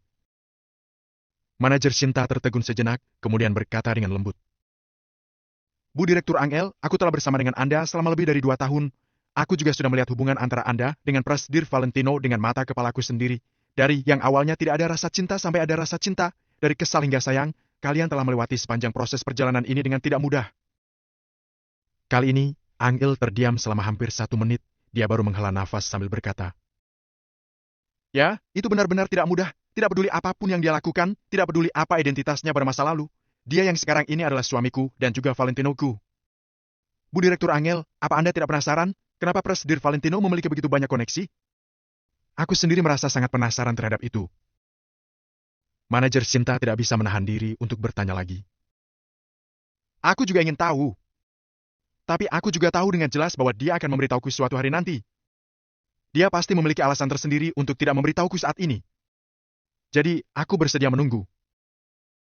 Mata Angel sangat tegas dan penuh dengan kepercayaan pada Valentino. Dengan kepintaran Angel, dia tentu saja dapat melihat beberapa petunjuk melalui banyak hal yang telah terjadi. Hanya saja dia enggan menerimanya sebelumnya, tidak ingin memikirkannya, juga tidak ingin hubungannya dengan Valentino dicampur aduk dengan terlalu banyak hal lain. Dia hanya tahu bahwa Valentino mencintainya dan dia juga mencintai Valentino. Itu semua sudah lebih dari cukup. Manajer Shinta tidak berbicara lagi, hanya diam-diam memberkati keduanya dari lubuk hatinya. Sedang membicarakan apa? Ayo naik! Valentino menoleh dan berteriak ke Angel sambil menjulurkan tangannya untuk menunjuk motor listrik. Aku! Kamu! Valentino yang teriak secara tiba-tiba membuat Angel sedikit bingung.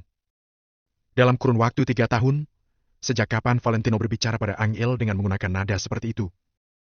Manajer Shinta menatapnya sambil tersenyum dan berkata, Bu Direktur Angel, pulanglah bersama Prasdir Valentino. Aku akan pulang sendiri dengan menyetir mobil. Angel memelototi Valentino sekilas, kemudian dengan patuh berjalan ke hadapan Valentino dan menaiki motor listrik. Bahkan dengan kepribadian Angel yang arogan pun tidak bisa menahan aura kuat dari sekujur tubuh Valentino. Aku akan memberitahumu sekali lagi, kamu tidak perlu lelah begini, karena aku bisa memberimu apa yang kamu inginkan. Valentino mengendarai motor listrik tanpa melihat ke belakang dan membawa Angel menuju ke perusahaan. Ketika mendengar kata-kata Valentino yang keras dan kuat, sebuah perasaan yang tidak dapat dijelaskan tiba-tiba muncul di dalam hatinya Angel. Perasaan ini disebut dengan rasa keamanan dan kenyamanan. Bab 469, Perubahan Keluarga Laki yang Mengejutkan. Baiklah, sayang. Angel dengan lembut melingkarkan tangannya di pinggang Valentino dan menempelkan satu sisi wajahnya ke punggung Valentino. Valentino tadinya terlihat begitu gagah, tapi ketika dipeluk erat Angel, pertahanannya langsung runtuh. Sekarang Valentino hanya bisa menutup mulutnya dan berhenti berbicara. Angel tidak mengatakan sepatah kata pun tentang apa yang terjadi barusan dan tidak bertanya kepada Valentino bagaimana dia melakukannya. Seolah-olah hati mereka berdua telah saling mengerti, tanpa perlu mengucapkan apapun, keduanya bisa saling memahami dan hanya menunggu hasilnya dengan tenang. Layaknya hanya ada secari kertas tipis di antara hati mereka berdua yang dapat dengan mudah ditembus, tetapi mereka juga tidak terburu-buru dan saling menunggu lapisan kertas pintu hati itu terbuka dengan sendirinya. Awalnya Angel berpikir bahwa masalah dengan perusahaan pelita ini akan berakhir di sini. Kemudian, dia baru tahu bahwa itu semua baru permulaan. Dalam 1 hari, grup laki mengalami perubahan yang mengejutkan. Perusahaan pelita yang merupakan anak perusahaan grup laki, kehilangan dukungan keuangan dari grup laki dan menyatakan kebangkrutan secara langsung. Tidak hanya itu, Rudy yang merupakan penanggung jawab perusahaan harus menanggung banyak kerugian, membuat Rudy sampai menjadi gelandangan di jalanan. Masih ada hal yang lebih mengejutkan lagi. Doni yang merupakan pemegang saham grup laki, diberhentikan oleh grup laki dengan cara yang fantastis. Grup laki pun segera menindaklanjuti dengan melakukan pemecatan karyawan secara besar-besaran. Semua karyawan yang diberhentikan adalah karyawan yang setia kepada Doni. Pada saat yang sama, hanya dalam waktu 1 hari, seluruh dana anak perusahaan yang ditangani oleh Doni ditarik oleh grup laki dan mengalami kebangkrutan. Jika hanya sebuah perusahaan pelita saja, tidak akan menarik begitu banyak perhatian orang. Namun, dalam 1 hari hampir 8 anak perusahaan dihancurkan oleh grup laki, yang secara langsung menarik perhatian banyak orang. Banyak orang mengira langkah besar apa yang akan dilakukan grup laki ini. Melihat tindakan grup laki yang begitu kejam, Doni pasti telah melakukan sesuatu yang membuat orang murka, bukan? Baru-baru ini, grup laki merasa bangga dengan kesuksesannya di kota Neo karena berhasil menjadi keluarga besar di kota Neo. Ditambah lagi mereka juga mempunyai hubungan dengan Maple Rain Real Estate, jadi kekuasaan mereka tidak perlu diragukan lagi. Jadi untuk sementara, semua orang di kota Neo yang dekat dengan Doni mulai menghindar dan sama sekali tidak berani membantunya. Meskipun Doni mempunyai kemampuan, tidak ada perusahaan yang berani memakainya. Tidak ada yang berani menyinggung keluarga laki hanya karena Doni seorang. Di kota Neo, selain keluarga Brianto, dikhawatirkan tidak ada lagi yang berani menyinggung grup laki. Doni dan Rudy telah dianggap telah dibuang dari kota Neo. Satu demi satu berita yang sampai ke telinga Angel sungguh membuatnya terkejut. Keterkejutan ini mencapai puncaknya saat Andres dari grup laki menelpon Angel secara langsung. Direktur Angel, kami dari grup laki dengan tulus mengundang perusahaan Anda untuk bekerja sama dengan kami. Jika Anda tertarik dengan kerjasama ini, Anda dapat mengutus seseorang datang kemari untuk membicarakannya kapan saja. Perkataan Andres sangat sederhana dan penuh hormat, sampai-sampai membuat Angel tercengang saat mendengarnya. Saat Angel kembali sadar, Andreas telah menutup telepon. Direktur Angel, bisa bekerja sama dengan grup besar seperti grup laki merupakan hal yang sangat-sangat bagus. Sekarang kita memegang kontrak kerjasama dengan Maple Rain Real Estate. Kalau ditambah dengan bantuan grup laki, ini merupakan kesempatan emas bagi perusahaan kita. Selain itu, hanya dengan dua grup besar ini, kita tidak perlu memedulikan perusahaan lain di kota Neo ini lagi, dan kelak Anda tidak perlu bekerja begitu keras lagi. Manajer Sinta pun sangat terkejut mendengarnya dan berkata dengan nada penuh kebahagiaan. Betul. Angel mengangguk dengan ekspresi bingung. Dia tidak pernah menyangka masalah yang telah mengganggunya begitu lama bisa diselesaikan oleh Valentino dalam sekejap melalui sebuah panggilan telepon saja. Dengan kontrak kerjasama dengan Maple Rain Real Estate dan grup laki, tidak sulit lagi untuk meramalkan masa depan grup Kusuma, pastinya akan berjalan dengan sangat mulus. Angel berdiri tanpa sadar dan berjalan menuju kantor presidir yang berada tidak jauh. Meskipun dalam hatinya berpikir agar jangan terlalu banyak bertanya tentang urusan Valentino dan tunggu Valentino berinisiatif untuk memberitahunya saja, tak bisa disangkal Angel merasa sedikit tidak tahan. Brak! Angel dengan lembut mendorong pintu kantor dan malah melihat bahwa Valentino sedang tidur di meja kerjanya. Tidur nyenyak selama jam kerja, kamu hebat juga ya. Walau Angel sedikit tercengang, dia tetap meringankan gerakannya dan berjalan masuk dengan hati-hati. Melihat Valentino yang tertidur dengan ekspresi kelelahan di wajahnya, membuat Angel tiba-tiba merasa bersimpati.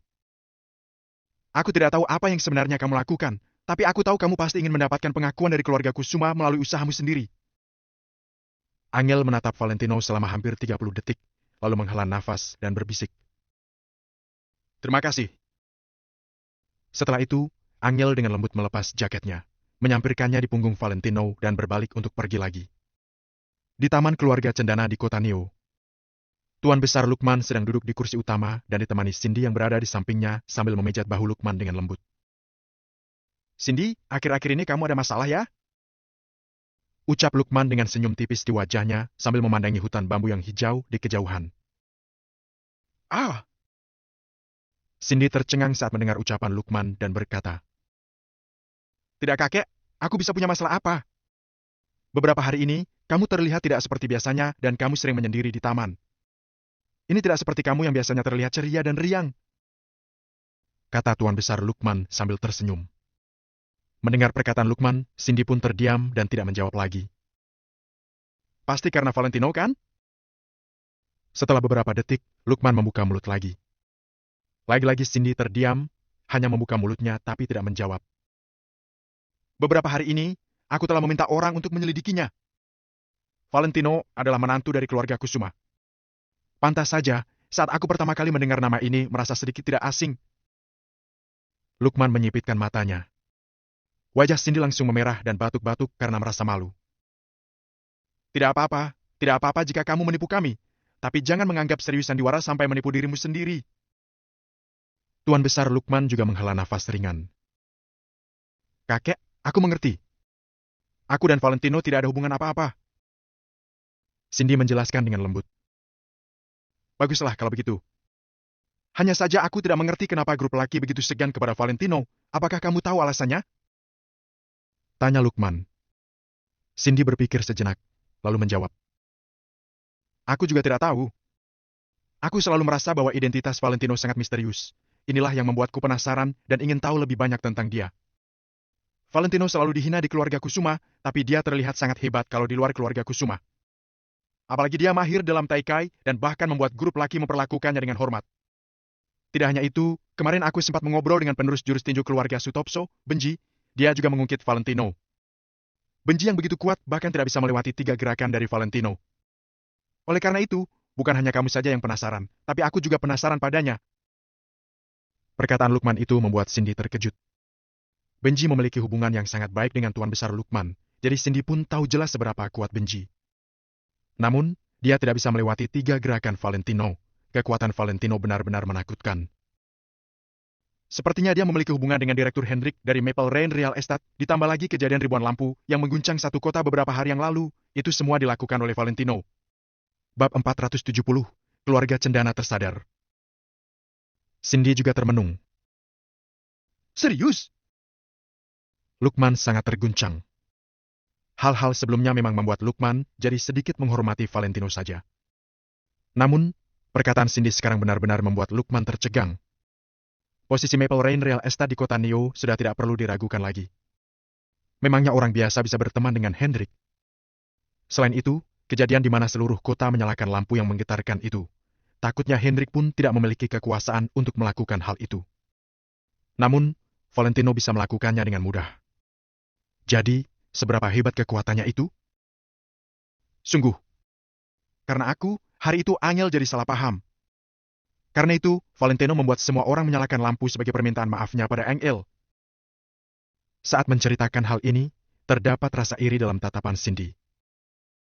Bocah itu memiliki identitas yang tidak biasa. Keluarga Cendana harus berhubungan baik dengannya. Setelah terdiam selama 10 detik, akhirnya Lukman angkat bicara. Lukman sudah lama berkecimpung di persaingan kota Neo. Dia jauh lebih paham dibanding yang lain bahwa apa artinya jika ada orang yang bisa membuat pergerakan sebesar ini di kota Neo. Kek, bukankah kakek bilang kalau kakek tidak suka memperebutkan reputasi dan keuntungan? Cindy jadi agak kaget. Kakek memang tidak suka memperebutkan reputasi dan keuntungan, tapi tidak artinya keluarga Cendana bisa terus berjaya selamanya. Cindy, kamu harus tahu bahwa di saat-saat tertentu, saat menghadapi kekuatan yang sangat besar, kita hanya punya 2 pilihan. Kata Lukman dengan nada suara yang berat, dia terlihat sedang mengingat sesuatu. 2 pilihan apa? Gerakan Cindy untuk memijit bahunya terhenti. Di hadapan kekuatan yang sangat besar, kalau kamu tidak takluk, maka kamu akan dihancurkan. Kalau kujelaskan dengan singkat, yaitu yang takluk padanya akan berjaya, tapi yang melawannya akan mati. Aku tidak suka memperebutkan reputasi dan keuntungan, tapi aku juga tidak ingin keluarga Cendana jatuh. Lukman menyipitkan matanya. Saat ini, kondisi kota Neo sedang tidak stabil. Sejak awal Lukman sudah menebak bahwa ada seekor monster ganas yang bersembunyi di kota ini. Sekarang, dia jadi semakin yakin. Gawat! Saat ini, Slamet menerobos masuk ke dalam taman dengan ekspresi yang khawatir. Yang tenang bicaranya. Ada apa? Lukman duduk dengan sangat tenang di atas kursinya. Slamet menghirup napas beberapa saat sebelum berkata. Ada kejadian besar di grup laki. Mereka menarik anggota pemegang saham, memecat 32 orang, bahkan juga menghancurkan 8 perusahaan. 3 di antaranya adalah perusahaan yang bekerja sama dengan perusahaan kita. Ketiga perusahaan itu sangat penting bagi kita. Slamet gugup karena hal ini. Kenapa bisa terjadi hal seperti itu? Pupil mata Lukman mengecil. Ada yang bilang bahwa putra pemegang saham grup laki berbuat salah pada Angel dari keluarga Kusuma itu. Jawab Slamet dengan suara yang dikecilkannya. Lukman dan Cindy sama-sama mengernyit. Dalam sekejap, sebuah nama muncul dalam hati mereka, yaitu Valentino. Takutnya, grup laki sedang membantu Valentino melampiaskan amarahnya. Tuan Besar Lukman berdiri dari kursinya, lalu dia menatapi kejauhan hutan bambu yang hijau. Setiap bambu itu tumbuh lurus, juga bergoyang pelan karena tertiup angin. Coba kalian lihat bambu-bambu itu. Di hadapan tiupan angin kencang, bambu-bambu itu bersedia menundukkan kepala mereka agar bisa hidup lama. Kalau terus melawan, maka bambu-bambu itu akan patah. Lukman mengulurkan tangannya untuk menunjuk hutan bambu sambil menjelaskan. Tanpa menunggu jawaban dari kedua orang tersebut, Lukman berkata lagi. Andreas bisa mengembangkan grup laki hingga sehebat ini karena sejak awal dia sudah menyadari identitas Valentino yang tidak biasa. Jadi dia mendekati Valentino. Sebarkan perintahku. Kedepannya, grup Green Forest tidak boleh bertentangan dengan grup Kusuma. Kita harus berhubungan baik dengan Valentino. Slamet, sebelumnya kamu pernah bertentangan dengan Valentino. Kedepannya, kamu harus mencari kesempatan untuk meminta maaf secara langsung padanya. Ingat, kamu harus meminta maaf dengan tulus. Semoga kesadaranku ini masih belum terlambat. Lukman menghela napas panjang. Slamet mengerutkan alisnya dan berkata, Kek, apa kita akan takluk pada Valentino? Di kota Neo, ada 4 keluarga besar. Yang pertama adalah keluarga Brianto, yang kedua keluarga laki. Keluarga Cendana hanya berada di urutan ketiga. Bahkan, keluarga laki yang berada di urutan kedua saja sudah takluk padanya. Kalau kita tidak takluk, apakah kita ingin berada di bawah urutan grup Kingston dan grup Pika? Lukman menggelengkan kepalanya sambil menghela napas pelan. Baik, aku mengerti, Kek. Slamet tidak berani mengatakan apapun lagi. Dia juga kaget sekali melihat perilaku Valentino. Kek, apakah Valentino akan memaafkan kita? Tanya Cindy mendadak. Valentino sangat berbesar hati, dia tidak akan perhitungan dengan kita. Asalkan kita menunjukkan ketulusan hati dan meminta maaf setulus mungkin, dia pasti akan memberikan kita sebuah kesempatan. Lukman adalah orang yang sudah banyak mencicipi garam kehidupan, jadi dia bisa menebak karakter Valentino. Kek, tidak lama lagi perkumpulan pebisnis kota Neo sudah akan dimulai. Bagaimana kalau aku menggunakan kesempatan itu untuk memperbaiki hubunganku dengan Valentino, Tuan Valentino? Tanya Slamet. Baik. Kamu tidak boleh melakukan sedikit pun kesalahan. Lukman mengangguk-angguk. Cindy tidak bisa berkata-kata. Sejak kapan Valentino yang pernah ditertawai orang-orang di perkumpulan alumni sekolah itu berubah jadi seperti ini? Menghancurkan keluarga Ika, menduduki kedudukan tertinggi di kota Neo, menekan grup laki sepenuhnya. Bahkan sekarang dia membuat tuan besar Lukman juga takluk padanya. Valentino ingin menguasai kota Neo dan meraih kota Neo ke dalam genggaman tangannya.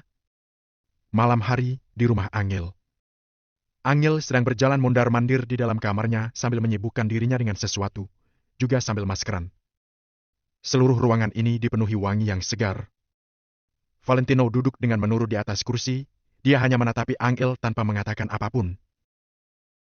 Hari ini kamu agak berbeda. Kenapa kamu tidak menanyaiku bagaimana aku bisa melakukannya? Tanya Valentino sambil mengelus hidungnya. Akhirnya, dia tidak tahan lagi untuk tidak bertanya. Tanya apa?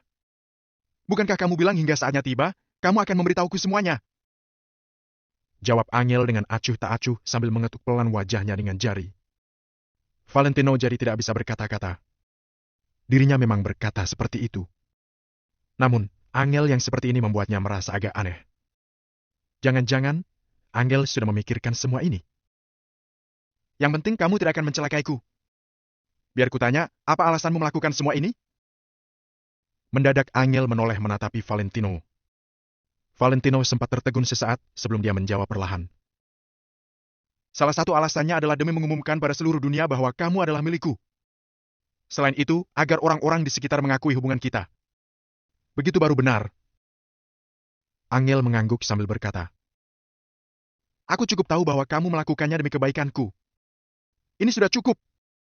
Mengenai prosesnya, aku hanya berharap agar kamu tidak terlalu lelah. Kalau bisa, aku bersedia berbagi sedikit beban denganmu.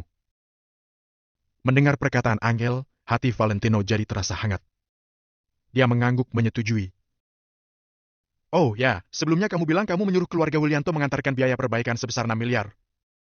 Kalau mereka tidak mengantarkan uang itu, apakah kamu benar-benar akan mencari masalah dengan mereka? Terdapat kecemasan dalam tatapan Angel. Valentino mengangguk sambil menjawab. Tentu saja. Aku akan melakukan semua hal yang pernah kukatakan.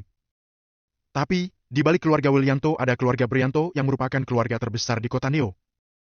Jadi, mereka akan sulit dilawan. Angel menggeleng pelan. Memangnya kenapa kalau mereka itu keluarga Brianto? Aku hanya memberi mereka waktu 3 hari. Hari ini adalah hari pertama, jadi kalau lusa malam mereka tidak mengantarkan uang itu, aku yang akan langsung pergi ke tempat mereka untuk menagih uang tersebut. Tatapan Valentino berkilat licik.